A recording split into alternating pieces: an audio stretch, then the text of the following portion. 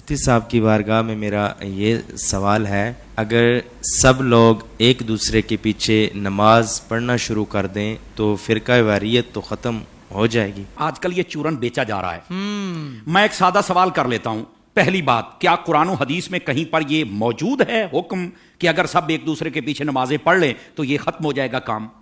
کوئی دلیل؟ کہا جی یہ تو نہیں ہے۔ میں نے کہا نہیں ہے نا، تو پھر میری دوسری بات بتائیے۔ اگر کسی بندے کی قراءت ٹھیک نہیں، یعنی وہ قرآن صحیح نہیں پڑھ سکتا، اس کے پیچھے نماز ہو جائے گی؟ بولے نہیں، اس کے پیچھے تو نماز نہیں ہوگی۔ تو میں ایک سادہ بات کہنے لگا ہوں، سارا سمجھ آ جانا چاہیے۔ جس کا قرآن ٹھیک نہیں ہے جب اس کے پیچھے نماز نہیں ہوتی، تو جس کا ایمان ٹھیک نہیں ہے اس کے پیچھے ہماری نماز کیسے ہو جائے گی؟ کیا کہنے علامہ صاحب۔ بات دراصل یہ نہیں کہ کس کے پیچھے نماز پڑھنی، بات یہ کہ جو مصلی پر کھڑا ہے نا، آپ نے دیکھنا اس کا عقیدہ بھی درست ہے کہ نہیں ہے۔ جی جی جی جی جی میں آپ کو اس سے بھی ایک سادہ مثال دے دیتا ہوں۔ دیکھیے، ہم پیچھے کھڑے ہیں، ہم نے کہا پیچھے سے امام کے اللہ اکبر، بھائی جو مصلی پہ کھڑا ہے حضرت، وہ بھی تو دیکھو نا یہ کس امام کے پیچھے ہے؟ آیا کہ یزید کو امام کہنے والا ہے یا حسین کو امام کہنے والا ہے؟ کیا کہنے، تو ذرا اس بات کو سمجھو نا۔ حالانکہ جب حضرت امام حسین کو ہم امام کہتے ہیں تو ہم بیچ میں صحابہ کرام علیہم رضوان کا لحاظ بھی رکھتے ہیں، یہ یاد رکھ لیجئے۔ لیکن میں نے ایک اشارہ دیا ہے۔ آقا کریم علیہ السلام نے ارشاد فرمایا، ان اللہ اختارنی واختار لی اصحابی واختار لی منہم اربع۔ فرما اللہ نے سب سے پہلے میرا انتخاب فرمایا، میرے بعد میرے صحابہ کا انتخاب فرمایا، پھر میرے لیے ان میں سے 4 کو چنا، حق 4 یار بھی آ گئے، ٹھیک ہے۔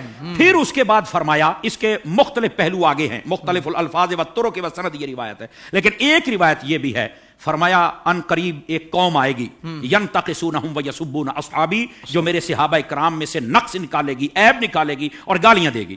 فرمایا جب یہ آئے تو حضور ہم نے کیا کرنا ہے؟ فرمایا لا تواکلوہم ولا تشاربوہم ولا تسلموا علیہم ولا تسلوا معہم ولا تناکحوہم، او کما قال علیہ السلام۔ میرے آقا کریم علیہ السلام نے فرمایا، نہ ان کو سلام کہنا ہے، نہ جواب دینا ہے، نہ رشتہ دینا ہے، نہ لینا ہے، نہ روٹی پکا کے ڈالنی ہے، نہ ان کے ساتھ کھانی ہے۔ اور میرے نبی کریم علیہ السلام نے فرمایا، مر جائیں تو جنازہ نہیں پڑھنا، ان کے ساتھ نماز نہیں پڑھنی، سمجھ آ رہی؟ ان کے ساتھ نکاح نہیں کرنا۔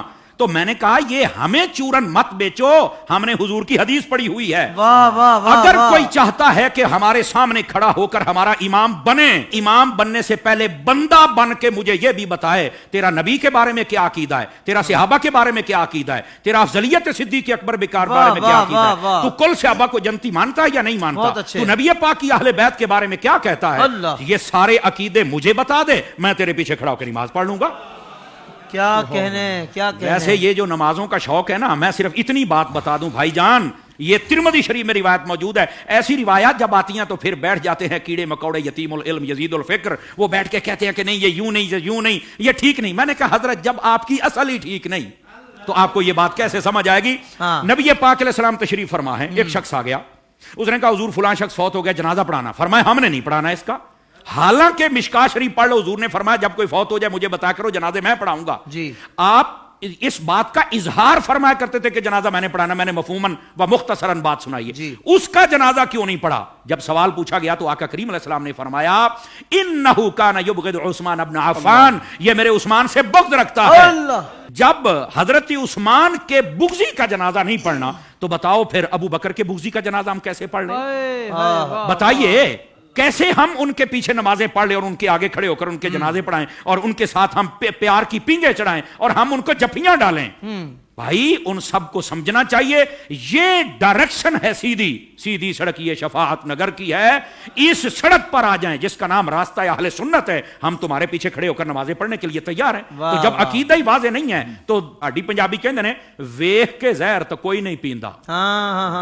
حضور شاہ صاحب ہماری پنجابی ویکھ کے زہر تو کوئی نہیں پیندا، تو پھر ہم تو نہیں پی سکتے۔ ویسے اگر کسی کو زیادہ شوق ہو نا، بس نہیں وہ قرآن پڑھتے ہیں تو چھوڑو جی چھوڑو، داڑھی بھی ہے تو چھوڑو جی چھوڑو، مصلی پہ ہے، تو میں نے کہا آبا صاحب اللہ کی تفسیر اٹھا کے دیکھ لے، یہ تیرا شوق بھی پورا ہو جائے گا۔ حضرت حافظ صاحب ہوا یہ کہ حضرت فاروق اعظم کا زمانہ اقدس ہے، ایک قریب محلے میں امام آ گیا، اس کو نماز کے لیے ہر نماز کے اندر جب وہ قرات کرتا ہے تو آبا صاحب تولا پڑھتا ہے۔ لوگوں نے کہا بھی اور قرآن نہیں آتا؟ کہتا آتا ہے۔ تو یہ کیوں پڑھتا ہے؟ کہتا مزہ آتا ہے۔ اچھا، انہوں نے کہا ذرا حضرت فاروق اعظم کی خدمت میں لے کے چلے۔ حضرت فاروق اعظم کو بتا آپ نے طلب فرما لیا، واقعہ لمبا ہے، آپ نے طلب فرما لیا۔ آپ نے جب طلب فرمایا تو آپ نے کہا کیوں پڑھتا ہے؟ کہتا ہے مجھے نا اصل میں مزہ آتا ہے، اس لیے کہ اس میں معاذ اللہ اس کی سوچ دیکھو، پڑھ سب کچھ رہ گئے لیکن سوچ دیکھو اس کی۔ اس نے کہا جی بات یہ ہے کہ اللہ نے اپنے حبیب کو یہاں جھڑکی پلائی ہے تو مجھے بڑا مزہ آتا ہے اس میں استغفر اللہ استغفر اللہ. یہ خارجیانہ سوچ تھی. سمجھ آ رہی ہے میری بات کی؟ یہ توہین کی سوچ تھی. یہ کامل و اکمل لوگوں کا یہ شیوہ ہی نہیں ہوتا. اور ایسی جو ہمارے سامنے مثالیں ہوتی ہیں نا وہ ہمیں سمجھنے کے لیے مثالیں ہوتی ہیں. اور پھر ایسے لوگوں کا حشر کیا وہ بھی سننا ذرا. ٹھیک ہے. حضرت فاروق اعظم نے اچھا تجھے مزہ آتا ہے؟ کہا بالکل. آپ نے تلوار منگائی اور 2 ٹکڑے کر دیے اس کے. آپ نے فرمایا والضحیٰ پڑھ کے تجھے مزہ نہیں آتا؟ وما ارسلناک الا رحمۃ للعالمین پڑھ کے تجھے مزہ نہیں آتا؟ انا اعطیناک الکوثر پڑھ کے مزہ نہیں آتا؟ ورفعنا لک ذکرک پڑھ کے مزہ نہیں آتا؟ یعنی جو قرآن پڑھ کے دل میں توہین مصطفیٰ کی رکھے جب اس کے پیچھے نہیں ہوتی تو جو سرعام میلاد پر کفر کے فتوے لگائے ان کے پیچھے کیسے ہو جائے گی؟